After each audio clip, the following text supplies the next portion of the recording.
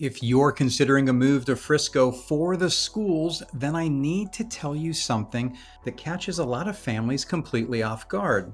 Your home can have a Frisco address. You can be in a Frisco zip code. Frisco can even be right there on your mailbox, yet the home is still not zoned for Frisco schools. Believe it or not, it happens more often than you'd think, and it's the one thing I really don't want you to find out the hard way. So let me walk you through a catch about living in Frisco that you might not realize. Plus, I'll also share a couple of other things that nobody tells you before you move here.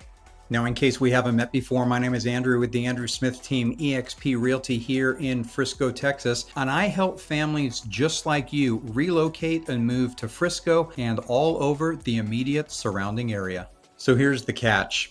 Most people assume that just because the house is located in Frisco, your kids are going to go and be a part of Frisco ISD. And a lot of the time, that is completely true. But Frisco is actually served by several different school districts, and depending upon exactly where your home sits, you could be zoned for somewhere else entirely. For instance, there is a small corner in southwest Frisco that is actually zoned for Lewisville ISD. If you go out in West Frisco, specifically west of FM 423, you've got a lot of neighborhoods in that area that are actually zoned for Little Elm ISD.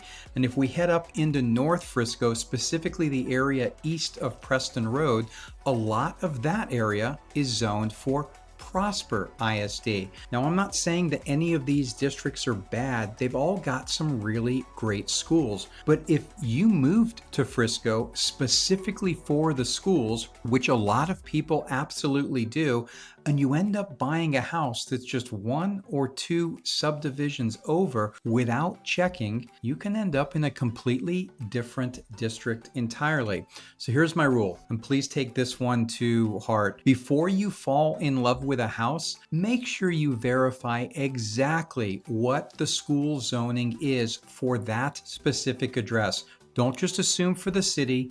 Don't assume by the zip code, not what the listing information may or may not say, but the actual attendance zone for that specific home. This is one of the single most common surprises I see, and it is completely avoidable. Now, another thing to know, especially if you're planning to move to Frisco and you want a new construction home, Frisco is running out of new construction. It is about 87% built out. The city's getting closer and closer to that build out date all the time. So the days of endless new communities to choose from, well, they're pretty much getting rapidly behind us. And so if new construction is a must-have for you, you're either going to be looking at some of the last remaining pockets in Frisco or buying resale. And honestly, if that's the case, you may even end up considering looking a bit further north in Prosper or Salina, where there's a lot more brand new inventory.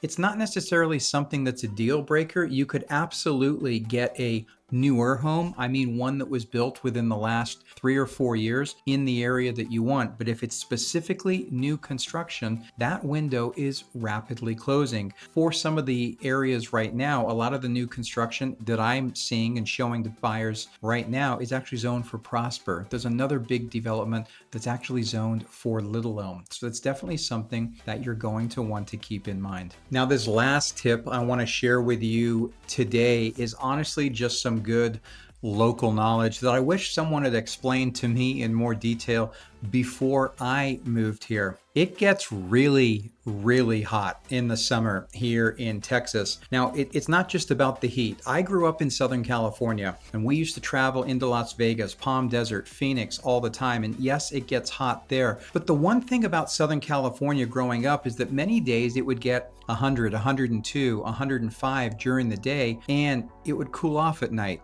I know it doesn't cool off quite the same in Phoenix and areas like that, but we would get maybe a coastal breeze come in and that temperature could drop 30 or 40 degrees. That doesn't happen in July and August in Texas. It's just flat out hot. You can wait to walk your dog until well after the sun goes down and it's still 95 degrees with no breeze. It is just really really warm for the July and August months, especially. That summer sun can be really brutal.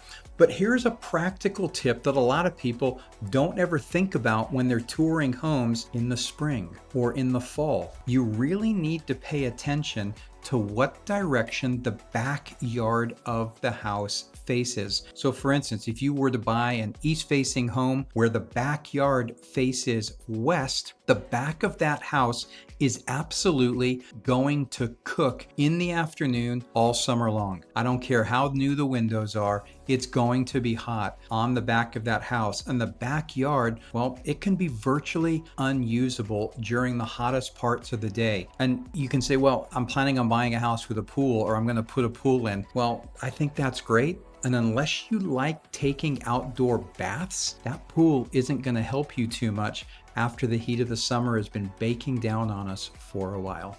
So even with all that in mind, look, I absolutely love Frisco. I have absolutely no regrets about moving here at all. I live here, I work here, and it is absolutely worth it in my opinion. I just want you to go into this potential move with your eyes wide open, especially on the schools, because I know how important those are when you are making buying decisions. So if you want help finding the right home in the right school zone for your family, that's exactly what I do. Go ahead and grab a time with me on my calendar. There's a link for it in the description below. And let's make sure that the house you're looking for is in the exact right spot. And also with that in mind, please know that on my website, a link for that is also in the description below. You can search for homes specifically by school district. So that way you definitely won't be caught out with any unwelcome surprises. So I thank you so much for watching the video today, and I will see you in the next one.